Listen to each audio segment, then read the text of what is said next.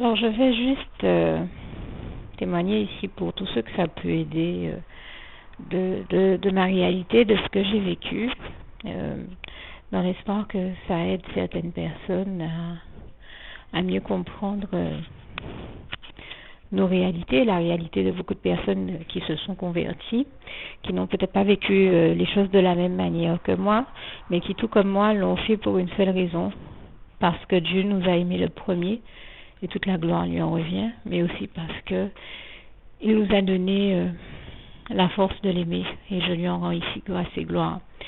Très peu de temps après un moment de réussite dans ma vie, des personnes sont venues alors que j'étais en train de faire quelque chose du genre remballer mes affaires pour m'en aller du lieu où j'étais. C'était normal, j'avais fini ce que j'y faisais, et les personnes sont venues me voir un peu comme pour me contacter, et malheureusement pour moi me contacter de la part du diable, et sont venus me parler du diable en me disant oui, est-ce que vous seriez intéressé par servir le diable ou quelque chose de ce genre-là. Et là j'étais estomaquée d'entendre une telle question, et je me rappelle avoir poussé un cri en disant quelque chose du genre le diable, mais le diable c'est une horreur, il est laid, berk. Je crois avoir une réaction aussi aussi forte. Hein. Je sais que j'ai dit mais c'est horrible, c'est dégueulasse, le diable, mais non, mais moi je veux pas entendre parler du diable. C'est Dieu que je veux, c'est Dieu que j'aime, et c'est Dieu que je veux, je ne veux pas entendre parler du diable. Et je rends grâce et gloire à Dieu pour ça, qui m'en a donné la force, hein, qui m'a mis à cœur de répondre ça. J'étais sincère, nous sommes presque 10 ans plus tard. Je me rappelle de cela comme si c'était encore hier.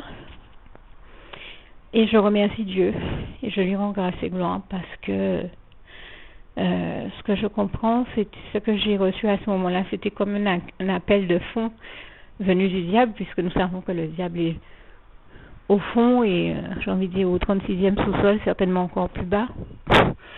Et que son but, c'est d'entraîner les gens vers les abysses et vers le fond, les tirer vers le fond, les tirer vers le bas et toujours plus bas et jusqu'au fond.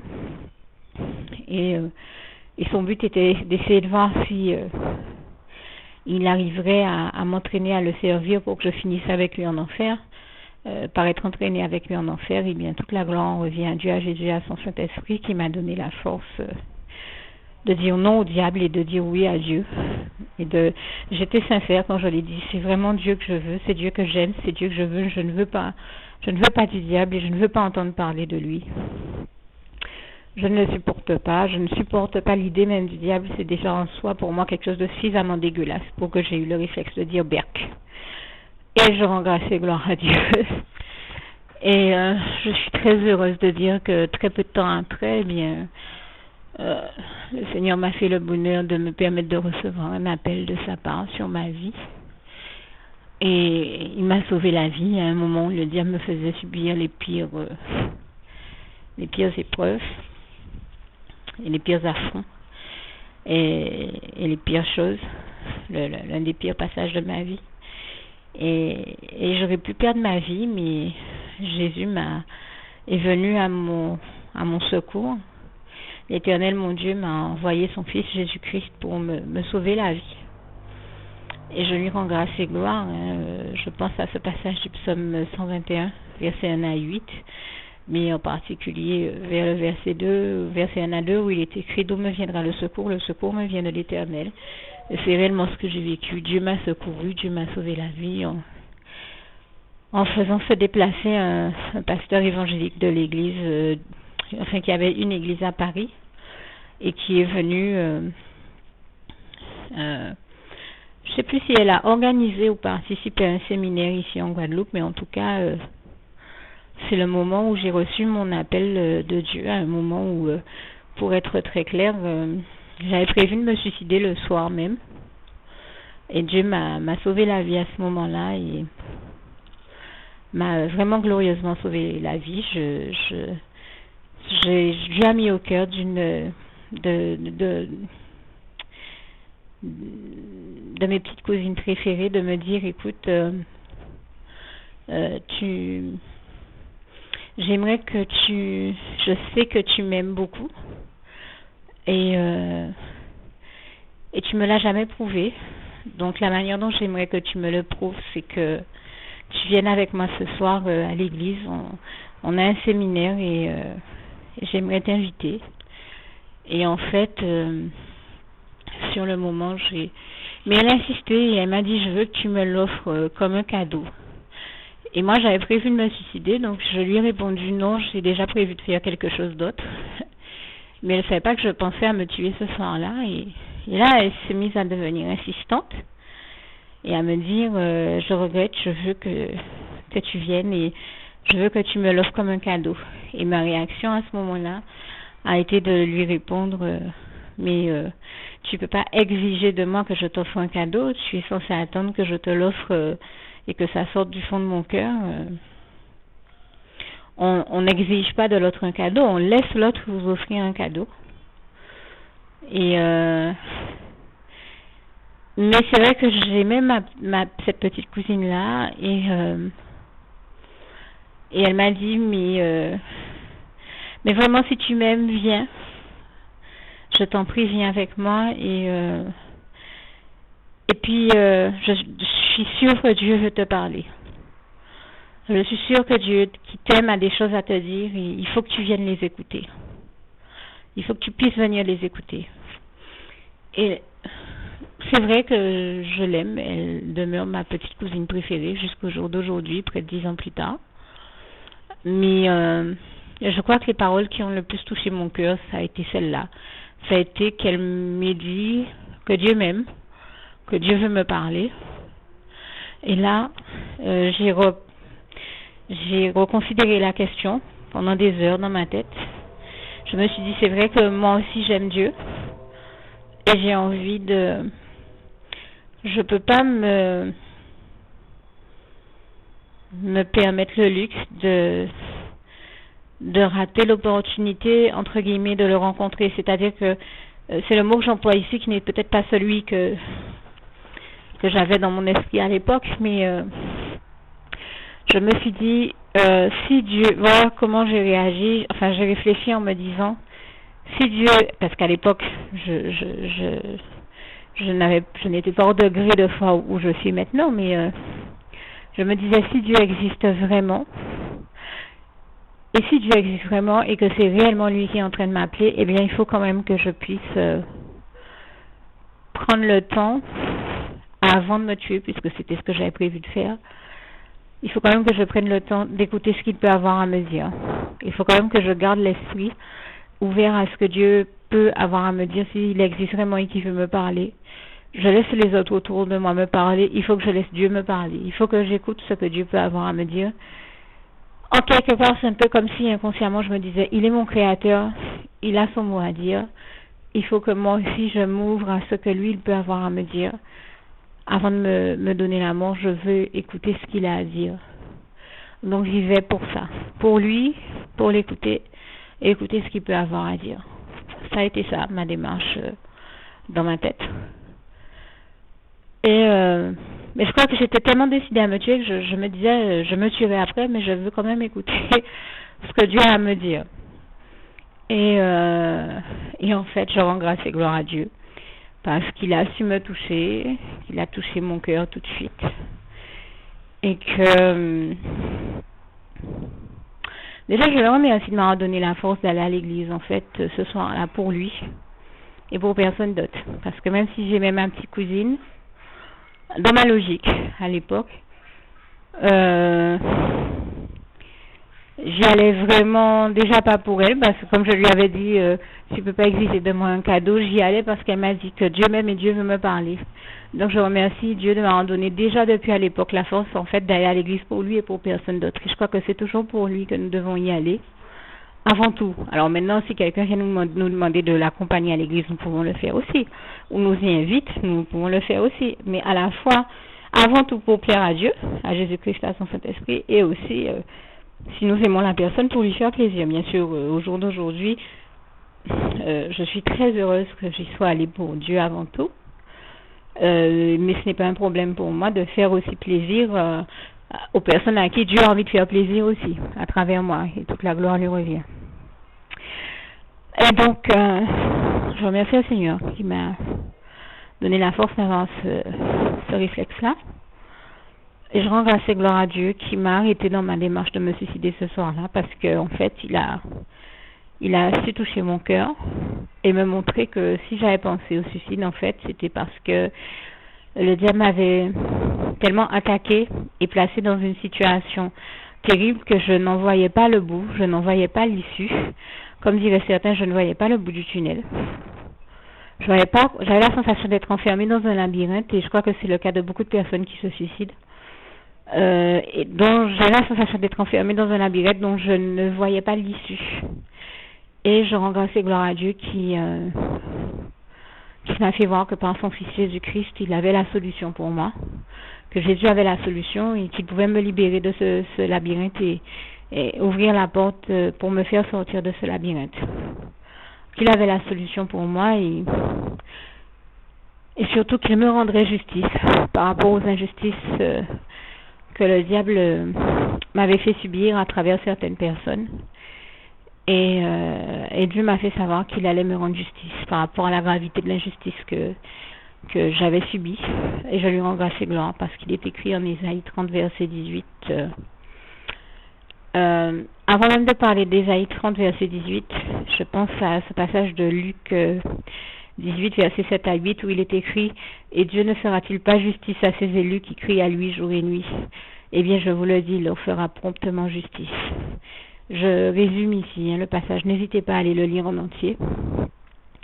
Et je rends grâce et gloire à Dieu, parce que je m'attends à Dieu. Je m'attends à ce qu'il me fasse justice. Je lui rends déjà grâce et gloire par la foi pour tout ce qu'il va faire. Et j'ai cité ce passage d'Ésaïe 30, verset 18, que je vous dis comme il est gravé sur mon cœur, là encore. N'hésitez pas à aller voir comme il est écrit dans votre Bible. Ésaïe 30, verset 18, cependant l'Éternel désire vous faire grâce, et il se lèvera pour vous faire miséricorde, car l'Éternel est un Dieu juste, heureux tous ceux qui espèrent en lui. Et je rends grâce et gloire à Dieu, parce qu'en effet, c'est depuis que j'ai placé toute mon espérance en lui, ma confiance en lui, c'est depuis que je fais confiance totalement à Dieu que j'ai découvert le véritable bonheur dans les bras d'amour du Seigneur Jésus, qui m'a glorieusement sauvé la vie ce soir-là, et donné la force de lui dire oui, de l'accepter comme mon sauveur personnel, et de le laisser m'apporter la vie et la vie en abondance, comme lui seul peut le faire, comme il est écrit en Jean 10, verset 10, et de dire oui à la vie et à Dieu, à Jésus, à son Saint-Esprit, plutôt que de dire, et à la fois de dire non au diable et à la mort. Donc, je remercie ici le Seigneur, je lui dis ici tout mon amour, toute ma gratitude, et je lui rends grâce et gloire pour la force qu'il m'a donnée, parce qu'il m'a fait gagner presque 10 ans de vie de plus. Nous sommes presque 10 ans plus tard. Je crois plus de 7 à 8 ans en tout cas, et presque 10 ans plus tard. Nous sommes aujourd'hui le 10 mai 2015. Ça m'est arrivé entre 2005 et 2006, c'est vrai. Vous voyez, hein, je pensais encore à 7-8 ans, mais en fait on est déjà plus loin. C'est vrai que nous sommes en 2015 et je sais que ça m'est arrivé entre 2005 et 2006. Et c'est vrai que quand je vois tout le chemin parcouru avec le Seigneur, je sais que ce sont des choses invisibles à l'œil et que les autres ne comprendront peut-être pas tout ce dont je parle. Mais le Seigneur m'a fait expérimenter des choses et vivre des choses avec lui que je n'aurais jamais imaginé avoir vécu. J'ai eu de très grands moments de bonheur dans les bras d'amour de Jésus. J'ai découvert véritablement le bonheur, le vrai bonheur. Il est dans les bras d'amour de Jésus et nulle part ailleurs. Je le remercie et je témoigne ici que je n'ai jamais eu à le regretter. Je n'ai jamais eu à regretter d'avoir dit oui à Dieu. Que je remercie Dieu, Jésus-Christ et son Saint-Esprit de m'avoir aussi glorieusement sauvé la vie, de m'avoir donné la force de dire oui à la vie. Oui à Dieu, oui à la vie, et non à la mort et non au diable. Je n'ai jamais regretté de l'avoir fait. Je n'en parle pas sans émotion. Parce que comme je le dis, depuis j'ai vécu des choses tellement extraordinaires et incroyables et merveilleuses à la fois, parce que j'ai découvert le merveilleux Dieu d'amour, l'Éternel, notre merveilleux Dieu d'amour. Et toute la gloire lui en revient. Je le remercie pour tout le chemin qu'il m'a permis et donné la force de parcourir avec lui. Vraiment, toute la gloire lui en revient et tout ce que je peux dire ici. La meilleure des choses que je puisse dire, c'est que tout a commencé le jour où je lui ai adressé la prière que je vais rajouter à ce document, la prière d'acceptation du Seigneur ou encore de consécration à Dieu, comme on peut l'appeler. La prière par laquelle on dit au Seigneur qu'on lui dit oui à lui, qu'on dit oui à la vie et qu'on l'accepte comme son sauveur personnel puisque Dieu est notre créateur et que j'invite vraiment tous ceux et celles qui ne l'ont pas encore fait à faire. Je les invite même à ne surtout pas aller dormir sans la faire puisque, comme je le dis, le jour où je l'ai faite, ça a été le jour où le Seigneur m'a sauvé la vie. Et heureusement que je ne suis pas allée dormir sans la faire parce que je pense qu'il me restait plus que quelques heures à vivre. Donc, ce que je dis est valable dans mon cas, ça ne signifie pas que ce soit valable dans votre cas. Donc, n'allez pas avoir des peurs ou des frayeurs inutilement. Il s'agit ici d'être tout simplement sincère avec Dieu Jésus-Christ et son Saint-Esprit dans vos cœurs et de lui ouvrir votre cœur et de l'accepter. Et puis, une fois que vous aurez terminé cette prière, de continuer à ouvrir votre cœur à Dieu. Je ne connais pas votre situation. Dieu seul la connaît et vous également. Donc, vous seul pouvez lui en parler avec les mots qu'il faut. Bien mieux que moi, donc confiez-vous à Dieu et remettez entre ses mains tous vos besoins, tout ce que vous aurez à cœur de lui dire, tout ce que vous aurez sur le cœur et envie de lui dire, et vraiment ouvrez-lui vos cœurs et confiez-lui tous vos problèmes en lui demandant d'y apporter ses solutions. Et dites à Dieu tout ce que vous ressentez le besoin de lui dire. Et surtout, demandez-lui aussi de vous montrer que c'est lui qui agit pour vous, qui vous a sauvé la vie.